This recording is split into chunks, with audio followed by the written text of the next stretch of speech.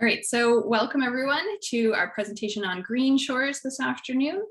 Before we get started, I also want to take a moment to respectfully acknowledge that our work here at EOS Eco-Energy is done on the traditional and unceded lands and waters of the Mi'kmaq. Today's webinar is part of an event series called How Nature Can Help Us Adapt to Climate Change. And I'll place the link to this event series in the chat box in case you're interested in the rest of our lineup. We do still have a few more events coming up in the new year. The event series has been organized in partnership with the Chignecto Climate Change Collaborative, and this is a network of professionals working on climate adaptation issues here in the Chignecto border region with Nova Scotia.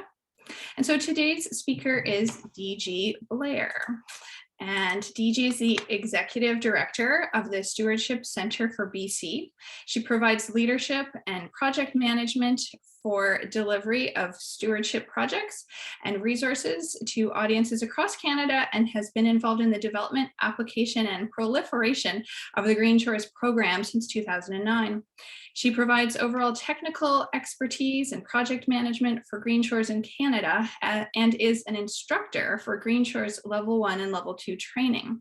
She participates in Natural Resources Canada's Coastal Management Working Group and collaborates with maritime partners and manages the BC Green Shores and Local Government Working Group. So before I turn things over to her, I just want to ask everyone to remain muted just so that we can hear her well. And then if you've got any questions, to just write them in the chat box, and then I'll relay them to DG at the end of the talk, or if there's certain spots throughout the talk that make sense.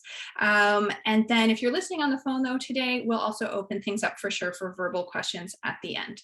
So I want to thank DG so much for being with us. Really interested to hear from you today, and I will turn things over to you now. So thank you. Great. Thanks very much, Amanda. And I will just share my screen here.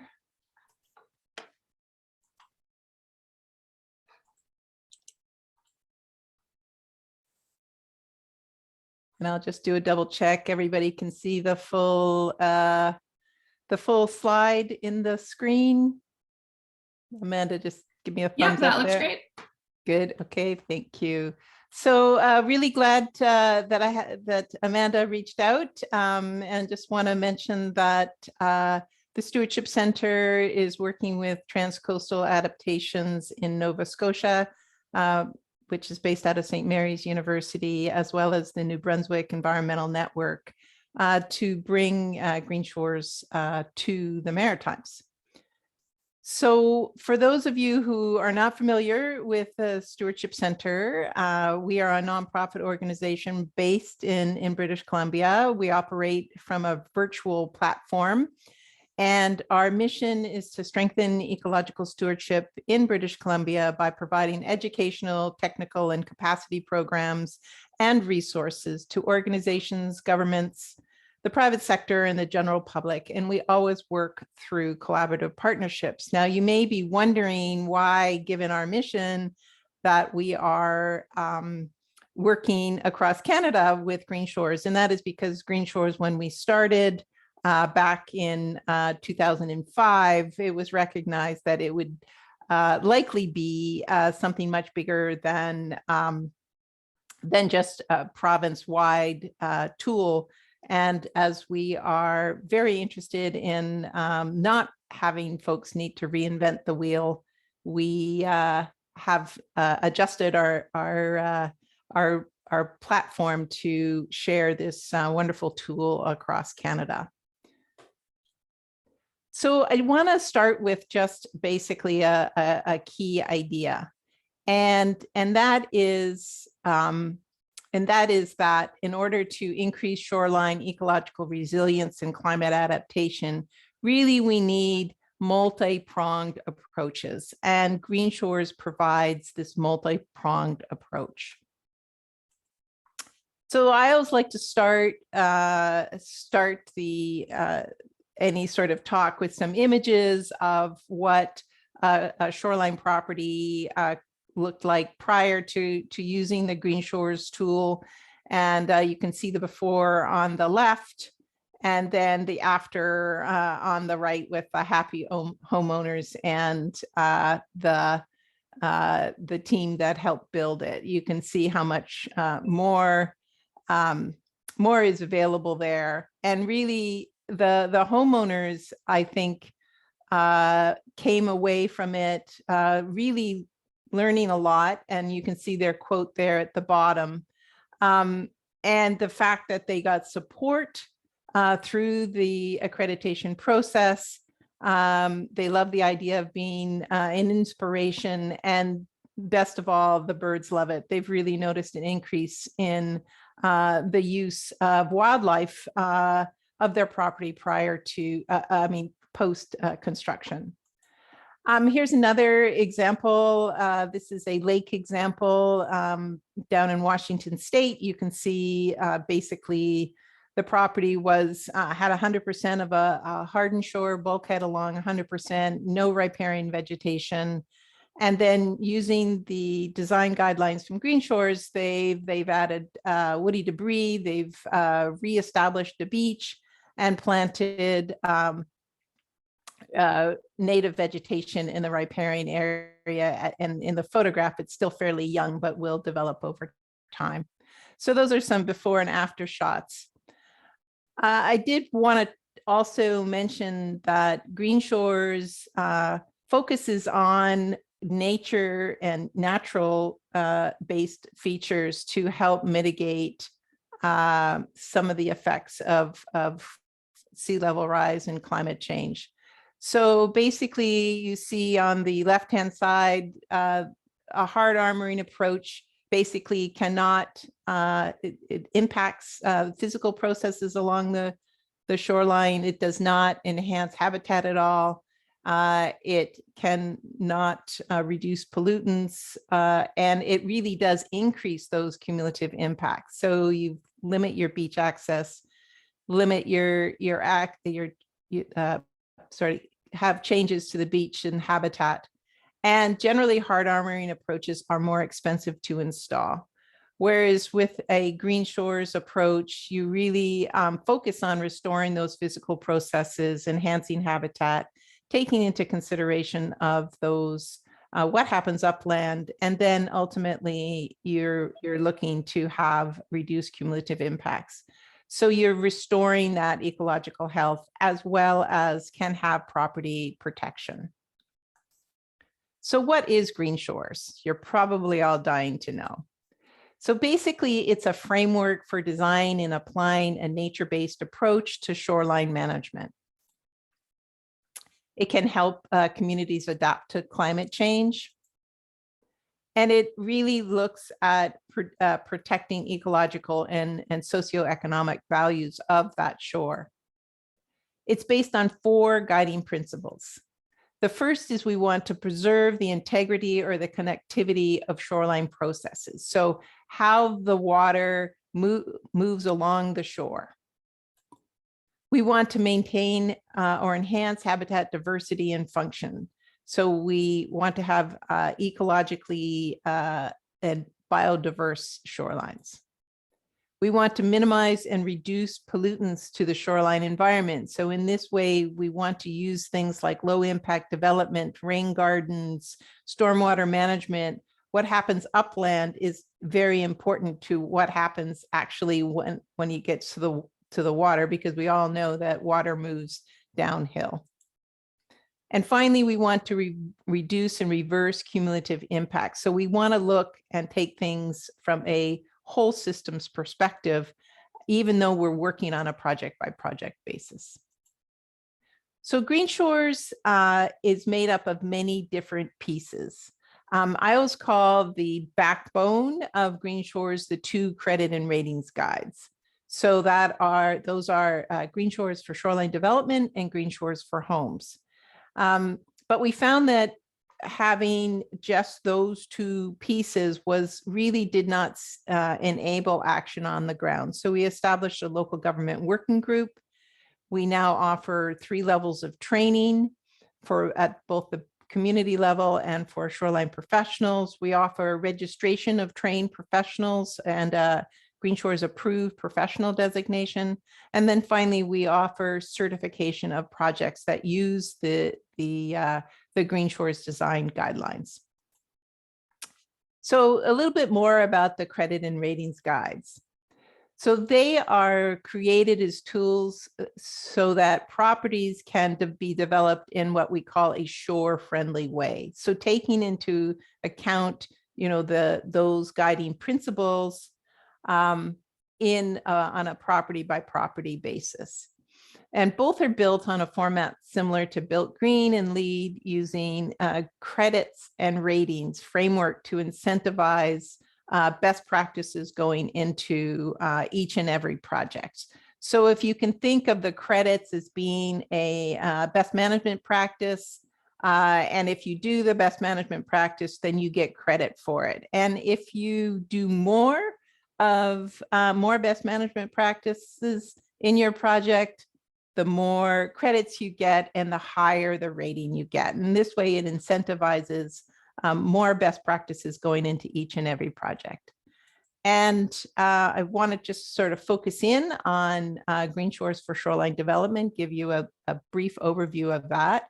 So it is applicable to larger scale projects such as parks, mixed use, commercial residential, institutional shoreline properties, and it's can be applied on both marine and lake shorelines.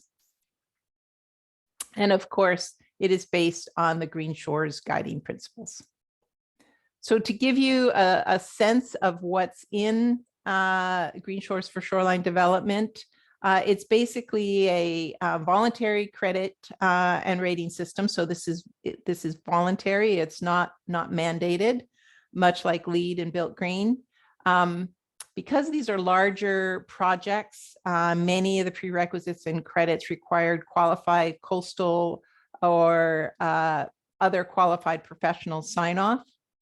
Generally, it promotes greater setbacks from the shore or the ordinary high water mark. It encourages soft shore, nature-based approaches, and really increased riparian vegetation buffers. So we've got in Green Shores for Shoreline Development 5 prerequisites. The first is, sorry about that. Kept my my cursor on the little button and it kept moving. So prerequisite 1, we want to site permanent structures away from the shore. Set them back far enough. So it gives some specifics about that, because as we know that if permanent structures such as buildings are closer to the shoreline, then with climate change, increased storm activity, sea level rise on marine shores, then those buildings, those permanent structures can be at risk. So we want to move things back. So it encourages the siting of permanent structures in an appropriate place. Prerequisite 2, conservation of shore sediment processes. So we want to make sure that whatever happens in the project will conserve those shoreline sediment processes to allow sediment to move both into the water as well as along the shore. We want to conserve critical or sensitive habitats. And we want to have a really robust riparian zone. And of course, a construction environmental management plan is essential to any project. So similar to LEED, like any project must meet these 5 prerequisites before looking at the credits that can apply to the project. In terms of credits, you can see they basically incentivize more of the types of practices we want to see happen in each and every project. We want integrated stormwater management. We want to have a climate adaptation plan.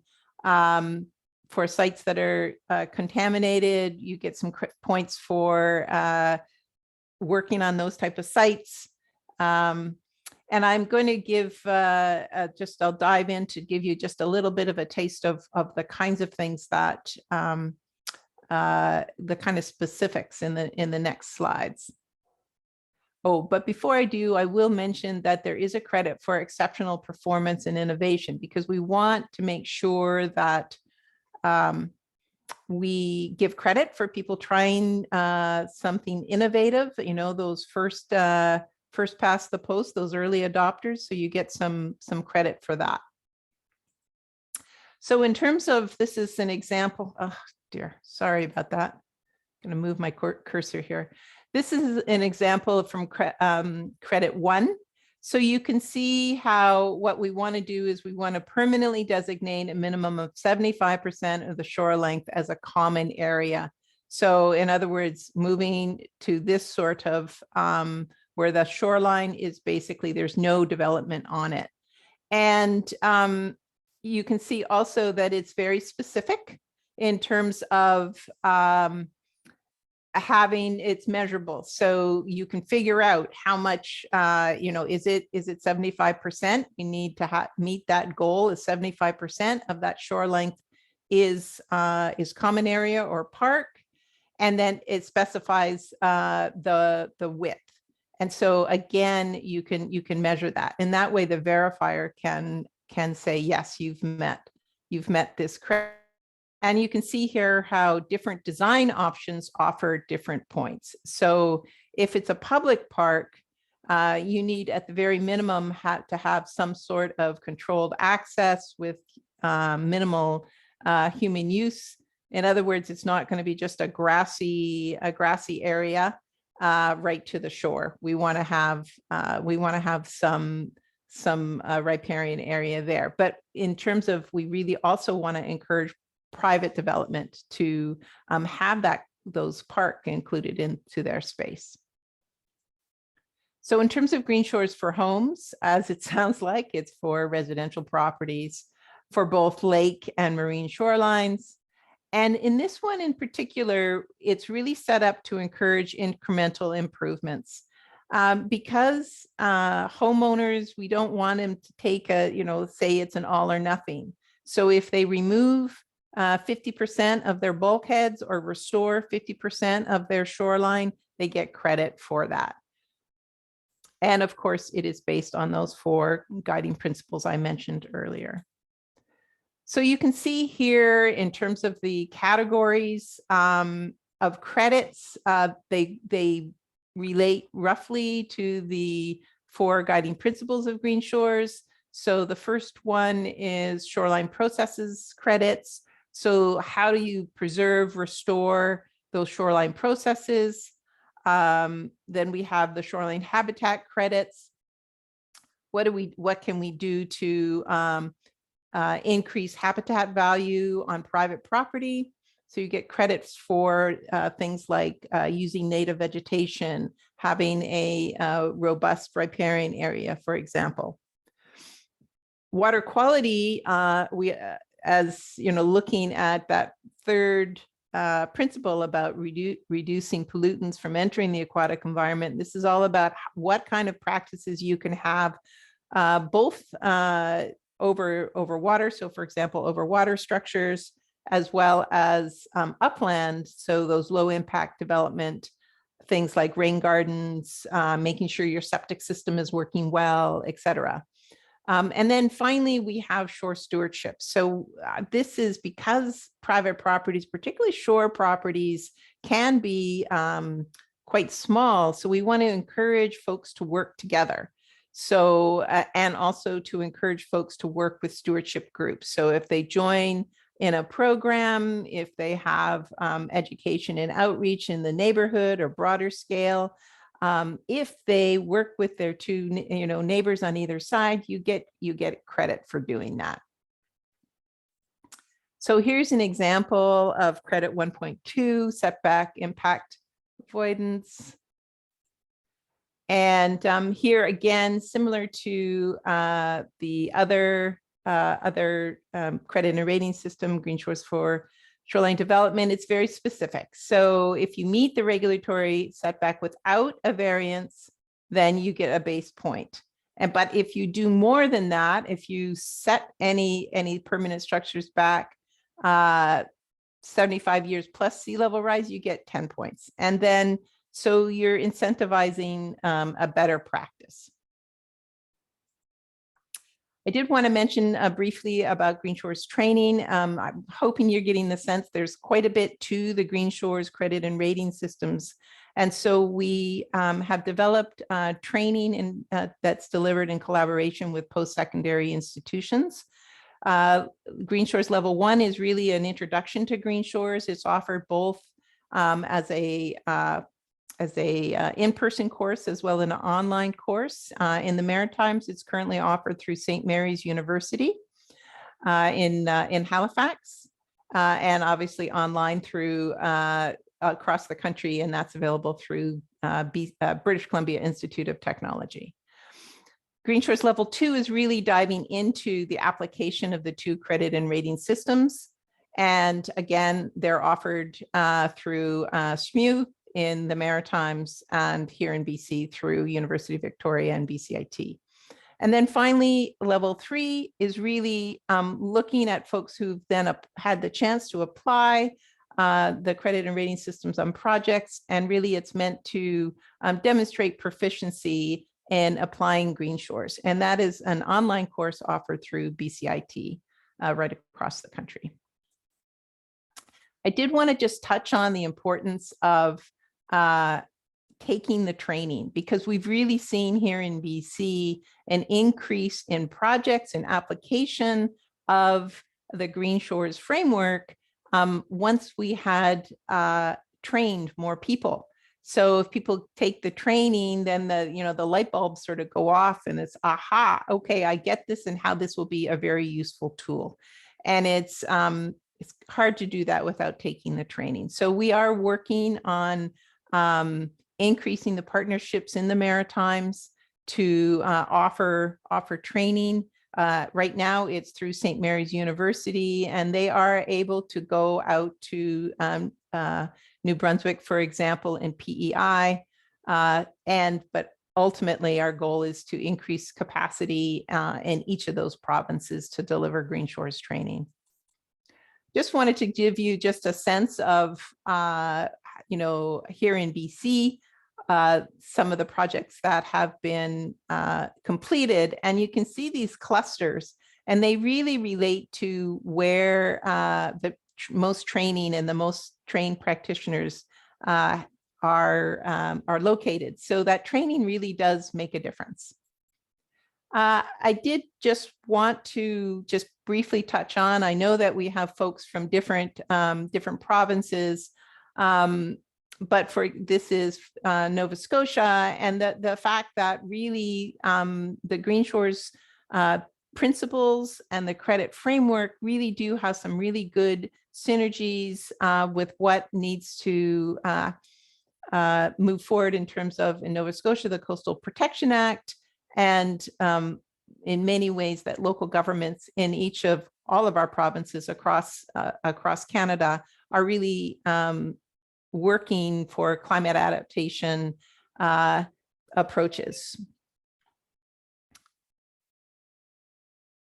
And I'll be the first to say that I'm not an expert in the Maritime Local Government Act, but one of the things we did was to contract a consulting firm to really take a look at how we're doing in British Columbia in terms of delivering Green Shores, and what kind of lessons we could learn in terms of moving Green Shores from just a province of BC approach to beyond BC. So this report is available on our website, came out in 2020. And when they took a look at in British Columbia 3 GSSD projects, so these are their larger scale projects, from not only from a cost basis, but looking at it from an ecological services delivered, sociocultural services delivered, as well as the economic value. They came out to have a 7-to-1 net benefit to cost ratio. And so we now have a tool to be able to do this analysis and in other projects, and the tool is being adapted for the Maritime. So because a lot of times folks say, what is the benefit? And dollars do matter. And so it does show that we have a net benefit to doing this approach. And then in terms of the what are the next steps, and I sort of have this, is it going to be a smooth stepping stone, or is it going to be a little bit, go forward, go back, and, go around in circles a little bit, like on the right? And I think one of the things that the ESSA report has really helped us to do is to move more like the smooth stepping stone. But of course, there will be missteps. We will have to adapt as we go.